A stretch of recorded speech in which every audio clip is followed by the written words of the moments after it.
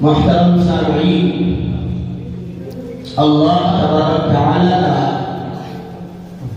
بڑا احسان، اس کا کرم، اس کا فضل ہے کہ اللہ تبارک تعالی نے ہم سب کو اپنی رحمت اور برکت والا مہینہ یعنی رمضان المبارک جیسا عظیم مہینہ عطا فرمایا ہے۔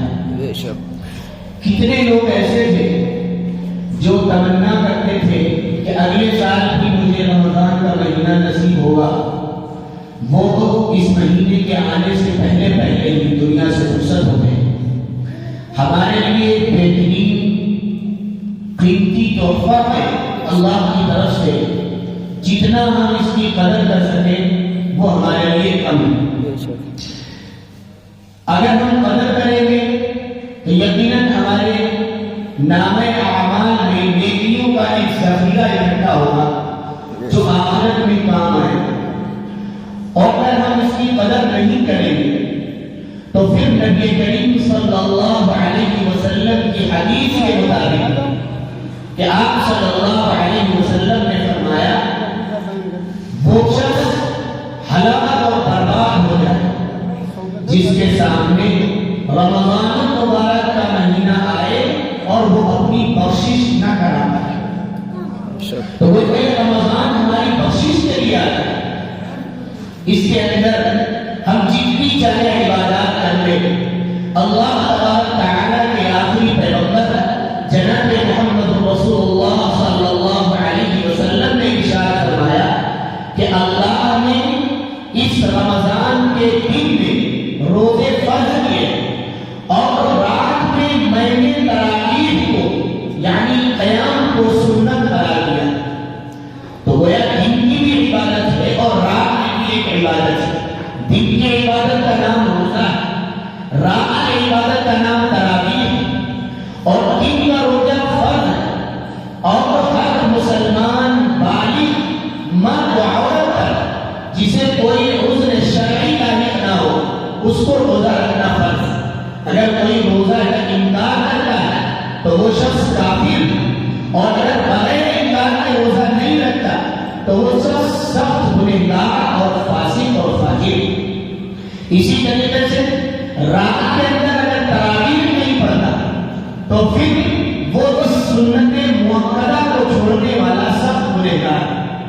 نبی کریم صلی اللہ علیہ وسلم نے جو یہ فرمایا کہ میں نے سنت قرار دیا ہے، اس کا مطلب یہ ہے کہ آپ صلی اللہ علیہ وسلم ان تراویح کی نماز پر مکمل پابندی کے ساتھ اہتمام کے ساتھ عمل کیا کرتے تھے۔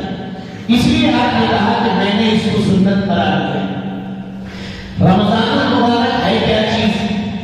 رمضان اصل میں اللہ رب العزت والجلال نے ہمیں اپنا حکم کس طریقے سے بندے کے اندر لاگو ہو جائے اس کے لیے ایک پریکٹس کا زمانہ اور وقت دیا ہے کہ کس طور پر اللہ کے کس حکم کو ماننا ہے اور کس کو نہیں ماننا۔ اللہ جب کہے کہ یہ کام کرو تو کرو، اور جب کہے کہ رک جاؤ تو رک جاؤ۔ اسی کا نام صحیح معنوں میں روزہ ہے۔ میں نے شاید پچھلے سال کی یہ مثال دی تھی کہ روزہ اصل نام کس کا ہے؟ روزہ نام ہے اللہ کے حکم ماننے کا، اللہ کی بات ماننے کا۔ صرف صبح سے شام تک بھوکے رہنے کا نام روزہ نہیں، روزہ نام ہے اللہ کی بات ماننے۔ کس طرح؟ مثال کے طور پر اگر ہماری سحری ختم ہو رہی ہے 5:20 پر تو اللہ رب العزت والجلال ہم سے یہ کہہ رہا ہے کہ دیکھو تم 5:15 پر بھی کھاؤ، 16 پر بھی کھاؤ، 17 پر بھی کھاؤ، 18 اور 19 پر بھی کھاؤ، لیکن جیسے ہی 20 ہو جائے اب اللہ کا حکم آ گیا نہ کھاؤ۔ اس کا نام روزہ ہے۔ ادھر شام میں افطار کا وقت آ رہا ہے، مثال کے طور پر 6:05 پر افطار شروع ہو رہا ہے تو اللہ نے کہا آپ 6:01 پر بھی نہیں کھائیں گے،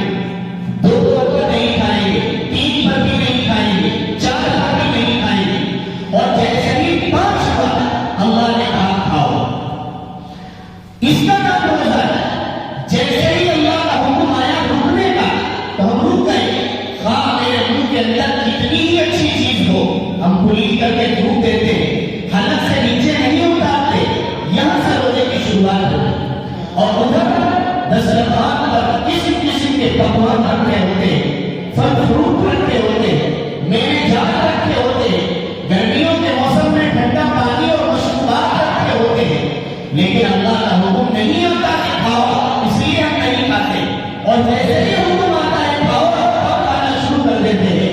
اس کا نام ہے اصل معنوں میں روزہ۔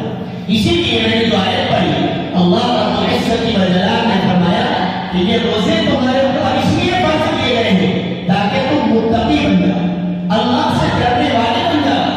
اللہ جب کہے کہ یہ کام کرو تو کرو، اور جب کہے کہ اس کام سے رک جاؤ تو رک جاؤ۔ اس کے لیے تمہیں روزے کی 1 مہینے کی پرورش کی گئی۔ لیکن افسوس کے ساتھ ہم دنیاوی معاملات میں کسی بھی شخص کے پاس چند دن بیٹھ لیتے ہیں تو ہمارے ذہن و دماغ میں ایک بات آتی ہے کہ فلاں صاحب کے ساتھ بیٹھ گئے تھے، ان کے ساتھ اٹھنا بیٹھنا ہو رہا تھا، اس وجہ سے یہ عادت پڑ گئی۔ مثال کے طور پر اگر کوئی بیڑی اور سگریٹ پیتا ہے، اس کے ساتھ چند دن بیٹھ گئے تو ہمارے ذہن میں یہ آ جاتا ہے کہ فلاں صاحب کے ساتھ بیٹھ رہے تھے، وہ بیڑی پینے کے عادی تھے، ہم بھی بیڑی پینے لگے۔ فلاں صاحب گٹکا کھا رہے تھے، ہم ان کے ساتھ رہنے لگے، ان کی وجہ سے ہم بھی سیکھ گئے۔ وہ ہم ایک شخص کے ساتھ رہتے ہیں تو اس کے عادات، اس کے اخلاق ہمارے اندر آ جاتے ہیں، لیکن ایک مہینہ دین کے ماحول میں قرآن کی نسبت کے ساتھ، روزوں کی پابندی کے ساتھ، نماز کی پابندی کے ساتھ، اللہ کے حکم پہ عمل کے ساتھ ہم اللہ والوں کے ساتھ رہتے ہیں، اور پھر 1 مہینے کے بعد جیسے ہی عید الفطر آتی ہے ہماری کایا پلٹ جاتی ہے، ہم جیسے تھے ویسے ہی ہو جاتے ہیں۔ یہ تبدیلی ہمارے اندر کیوں نہیں آتی؟ اس کی طرف تھوڑا سا غور کرنے کی ضرورت ہے، شوق پیدا کرنے کی ضرورت ہے۔ اگر اس طریقے سے ہم نے تھوڑا سا ماحول اور اپنے اندر تبدیلی لانے کا جذبہ اور شوق پیدا کر دیا تو یقیناً یہ رمضان المبارک ہمارے اور آپ کے لیے بہترین قیمتی تحفہ ہے۔ اسی طریقے سے قرآن کریم کے اندر اللہ رب العزت والجلال نے جو اس روزے کے بارے میں بتلایا کہ یہ جو روزہ ہے یہ تمہارے اوپر صرف پہلی مرتبہ فرض نہیں کیا گیا ہے، بلکہ یہ روزہ پچھلی امتوں پر بھی فرض کیا گیا ہے۔ پتہ کیا چلا؟ اس روزے کے اندر مشقت ہوتی، دشواری ہوتی، اور جب سب لوگ دشوار کام کرنا شروع کر دیتے ہیں تو خود بھی وہ کام آسان لگنے لگتا ہے۔ اس لیے یہ کہا گیا کہ یہ کوئی دشوار کام، مشقت والا کام صرف تمہارے اوپر نہیں ڈالا گیا، بلکہ اللہ رب العزت والجلال نے پچھلی امتوں کو بھی یہ کام دیا تھا اور تمہیں بھی دیا تھا۔ اصل میں مجلس قرآن کریم کی تکمیل کی مجلس ہے۔ اللہ رب العزت والجلال کا بیٹا احسان، اس کا کرم، اس کا فضل ہے کہ اللہ رب العزت والجلال نے اس پر ہم کتنا عمل کرتے ہیں، اس کی طرف توجہ کرنے کی ضرورت ہے۔ علماء نے لکھا ہے کہ قرآن کریم کے ہر انسان پر 5 حق ہوتے ہیں۔ پہلا حق کیا ہے؟ قرآن کریم پر ایمان لایا ہے۔ کیا قرآن کریم پر ایمان ہے؟ کہ اللہ رب العزت والجلال کی یہ آخری کتاب ہے۔ اللہ رب العزت والجلال نے اپنے پاس سے حضرت جبرائیل کے واسطے سے حضرت نبی کریم صلی اللہ علیہ وسلم پر نازل کیا ہے، اور اس وقت سے لے کر آج تک اس کا ایک حرف بالکل سچا اور صادق اور حق ہے، کسی بھی طریقے سے کوئی تبدیلی اس کے اندر نہیں آئی۔ آج نہ جانے کتنے لوگ اس عقیدے کے اوپر اعتراض کرتے ہیں اور یہ کہتے ہیں کہ مثال کے طور پر آج ہم کمپیوٹر سے ٹائپنگ کرتے ہیں، ایک بار لکھتے ہیں، غلطی ہو جاتی ہے، مٹاتے ہیں، ڈیلیٹ کرتے ہیں، پھر لکھتے ہیں، پھر اس کے اندر سدھار کرتے ہیں، پھر لکھتے ہیں، کئی بار لکھتے ہیں، کئی بار مٹاتے ہیں، تب جا کر کے کوئی چیز صحیح ہوتی ہے۔ قرآن 1500 سال سے بار بار لکھا جا رہا ہے، بار بار اس کو پڑھا جا رہا ہے، اس کے اندر یقیناً کوئی نہ کوئی کمی ضرور آ گئی ہوگی۔ یہ یقیناً ہمارے اس قرآن کے پہلے حق کو متزلزل کرنے والی بات ہے۔ پھر انسانوں میں اور اللہ میں فرق بھی کیا رہ جائے گا؟ اللہ نے اس قرآن کی حفاظت کا ذمہ لیا ہے کہ اللہ رب العزت والجلال نے اس قرآن کی حفاظت کا ذمہ لیا ہے کہ ہم نے اس قرآن کو اتارا ہے اور ہم ہی اس قرآن کریم کی حفاظت کریں۔ تو پہلا حق قرآن کریم کا یہ ہے کہ اس پر ایمان لائے، اور دوسرا حق قرآن کریم کا یہ ہے کہ تعلیم بالقرآن، قرآن کو سیکھا جائے، قرآن پڑھنا سیکھا جائے، قرآن کے حروف کی ادائیگی کے ساتھ اس کو صحیح طور پر پڑھنا اور پڑھانا سیکھا جائے، یہ قرآن کریم کا دوسرا حق ہے۔ قرآن کریم کے بارے میں نبی کریم صلی اللہ علیہ وسلم نے فرمایا خیرکم من تعلم القرآن وعلمہ، تم میں سب سے بہتر شخص وہ ہے جو قرآن سیکھے اور سکھائے۔ تو آج ہم دنیا کی ہر چیز سیکھتے ہیں، لیکن یہ قرآن کریم ایسی کتاب ہے جس کو ہم نہیں سیکھتے۔ اگر ہماری عمر بڑی ہو گئی ہے تو ہمارے پاس ایک عذر ہے، وہ یہ کہ بچپن میں ہمارے والدین نے پڑھایا نہیں، یا کسی عذر کی بنیاد پر ہم پڑھ نہیں پائے۔ اور آج بھی ہم ایسے ہی، بس رمضان کا مہینہ آتا ہے، لوگ تلاوت کرتے ہیں، لوگ پڑھتے ہیں، قرآن کریم تراویح میں پڑھا اور سنایا جاتا ہے، سنا جاتا ہے، تب تو ہمارے ذہن و دماغ میں بس ایک مہینے کے لیے بڑا شوق اور جذبہ پیدا ہوتا ہے کہ کاش ہم بھی پڑھ لیتے، اور پھر اس کے بعد یہ جذبہ مٹ جاتا ہے، ختم ہو جاتا ہے۔ آج ہم قرآن کریم کو یا تو پڑھنا ہی نہیں چاہتے، اور یا اگر پڑھے ہوئے بھی ہیں تو اس کو ٹھیک سے پڑھنا نہیں چاہتے۔ اگر ہم پڑھے ہوئے بھی ہیں، ہمارے حروف کی ادائیگی صحیح نہیں ہے، تو کم سے کم اس کو صحیح ادا کرنے کی کوشش کرنی چاہیے۔ کسی عالم سے، کسی جانکار کے پاس جا کر 10-15 منٹ روزانہ اگر ہم دیں تو قرآن کریم کو سیکھا جا سکتا ہے، اور صحیح تلفظ کے ساتھ، ادائیگی کے ساتھ اس کو پڑھا جا سکتا ہے۔ ایک انگلش کا ورڈ ہوتا ہے، اگر وہ ہماری زبان سے نہیں نکلتا تو بیچ چوراہے پر لوگ ہماری بے عزتی اور رسوائی کر دیتے ہیں، اور یہ کہتے ہیں کہ تمہیں اس انگلش کے ورڈ کا صحیح سے پروننسیشن بھی نہیں آتا، تم کیسے پڑھے لکھے انسان ہو۔ آج قرآن کریم جو ہمارے لیے آیا ہے، قرآن کریم جو اللہ رب العزت والجلال نے جس کے مطابق زندگی گزارنے کا ہمیں یہ سنویدھان اور قانون دیا ہے، اس کو پڑھنا بھی نہیں جانتے، اور اگر پڑھنا جانتے ہیں تو صحیح سے پڑھنے کی کوشش بھی نہیں کرتے۔ یہ دوسرا حق ہے جو قرآن کریم کی تعلیم سے تعلق رکھتا ہے کہ صحیح پڑھنا سیکھا جائے۔ اور تیسرا حق یہ ہے کہ قرآن کریم کو سمجھا جائے، فہم بالقرآن، یہ تیسرا حق۔ قرآن کریم کے اندر اللہ رب العزت والجلال نے کیا کہا ہے، کیا حکم دیا ہے، اس کو ہمیں سیکھنا ہے اور جاننا ہے۔ آج ہم روزانہ اخبارات کے اندر خبریں پڑھتے ہیں کہ انگلینڈ کے اندر 1000 لوگوں نے اسلام قبول کر لیا، کسی کالج کے اندر 20 لڑکیوں نے، یہودی عیسائی لڑکیوں نے اسلام کو قبول کر لیا۔